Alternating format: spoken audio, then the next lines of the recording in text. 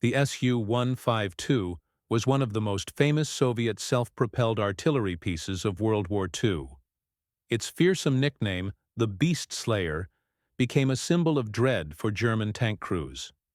Created in record time in 1943, the machine earned a reputation as the Tiger Killer and the Panther's Nightmare.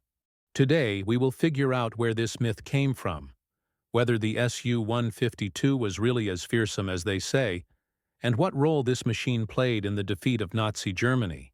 By the beginning of 1943, the situation at the front had changed dramatically. The Soviet troops had won the victory at Stalingrad, but the Wehrmacht was still strong and was preparing for a major offensive near Kursk.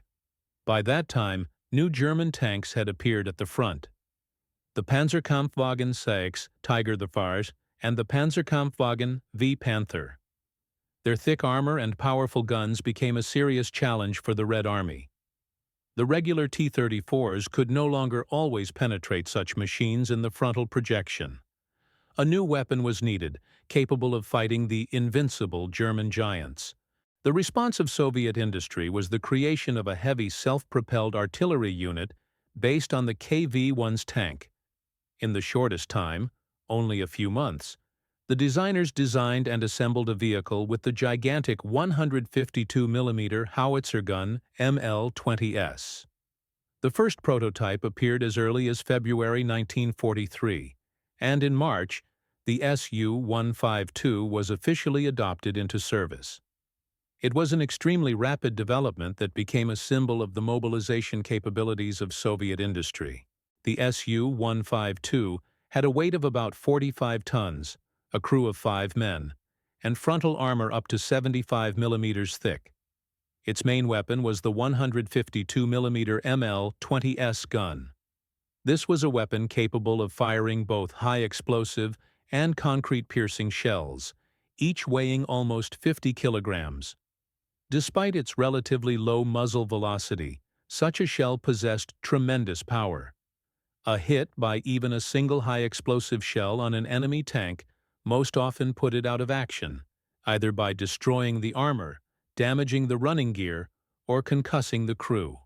The greatest fame of the SU-152 came in the Battle of Kursk, in the summer of 1943. It was there that it was first used on a large scale against the German Tigers and Panthers. The results turned out to be impressive. The heavy shells of the SU-152 penetrated the armor of even the most protected vehicles of the Wehrmacht. Even if penetration did not occur, the impact often jammed the turret, broke the sights, or simply disabled the tank. This is where the nickname Beast Slayer came from, a weapon capable of destroying the beasts of the Third Reich. The recollections of Soviet tankers confirm the SU-152 was powerful, but not a perfect weapon. Crews noted that the vehicle was cramped and noisy, and reloading the heavy 152mm shells required significant effort. The rate of fire did not exceed 2 to 3 rounds per minute, but each shot had a huge psychological effect. German tankers feared these machines and often did not even seek to engage in battle if they knew that beast slayers were standing against them. Despite its power, the SU-152 also had shortcomings. Low rate of fire due to the heavy shells. Relatively thin armor compared to the ISU-152, which appeared later. Large size and vulnerability to aviation. But the main task of the SU-152 was not one-on-one duels, but the breakthrough of fortified positions and support of the offensive. With this, it coped brilliantly.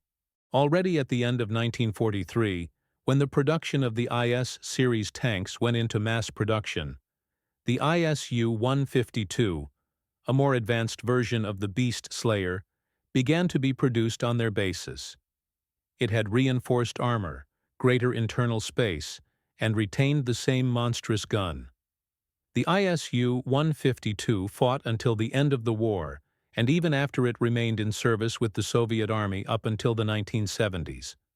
The SU-152 and its successors gave rise to many legends. The Beast Slayer could knock out a tiger with a single shot. This is true. the heavy high-explosive shell often simply tore off the turret or broke the hull. The gun could even penetrate bunkers. Correct. The SU-152 was used to destroy fortifications, and in this, it was especially effective. The crews called the vehicle a concussion on tracks. Because of the powerful recoil of the gun, combat inside turned into hell: shaking, noise, smoke, and heat. The SU-152 was rarely used alone. As a rule, these vehicles were formed into heavy self-propelled artillery regiments that supported the advance of tanks and infantry. At the Kursk salient, they often took up ambush positions and struck at the Tigers and Panthers from long distances. In urban battles, for example in Berlin, the SU-152 was used as assault artillery to destroy buildings and fortifications. The SU-152 became a symbol of the Soviet ability to quickly find solutions in critical situations.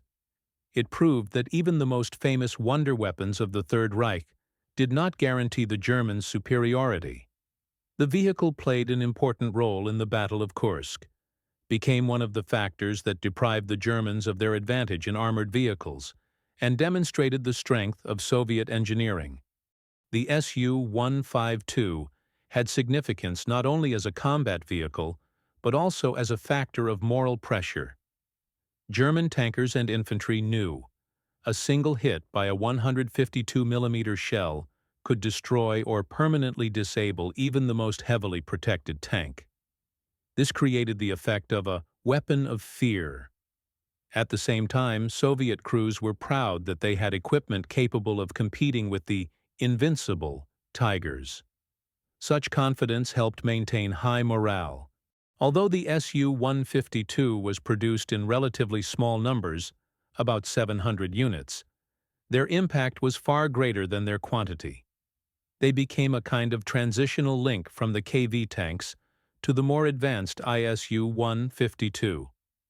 The experience of using the Beast Slayer helped Soviet designers create more effective self-propelled guns that were employed until the end of the war and even after it.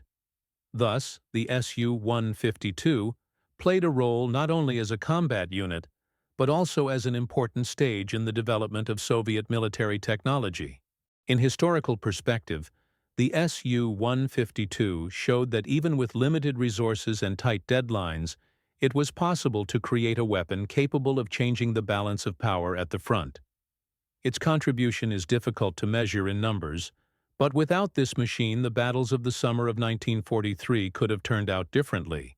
The Beast Slayer became a symbol that the USSR could not only catch up, but also offer effective solutions against the wonder weapons of the Third Reich. The SU-152 was not just a self-propelled gun, but a symbol of an era. It was a terrifying enemy for German tanks, a powerful weapon for breaking through fortifications, and a true beast slayer. Yes, it had shortcomings: slow rate of fire, weak protection, and harsh conditions for the crew. But overall, this weapon fully proved itself and entered history as one of the most legendary guns of the Second World War. And what do you think? Does the SU-152 really deserve the title of Beast Slayer? Or is it a myth created by propaganda? Write your opinion in the comments.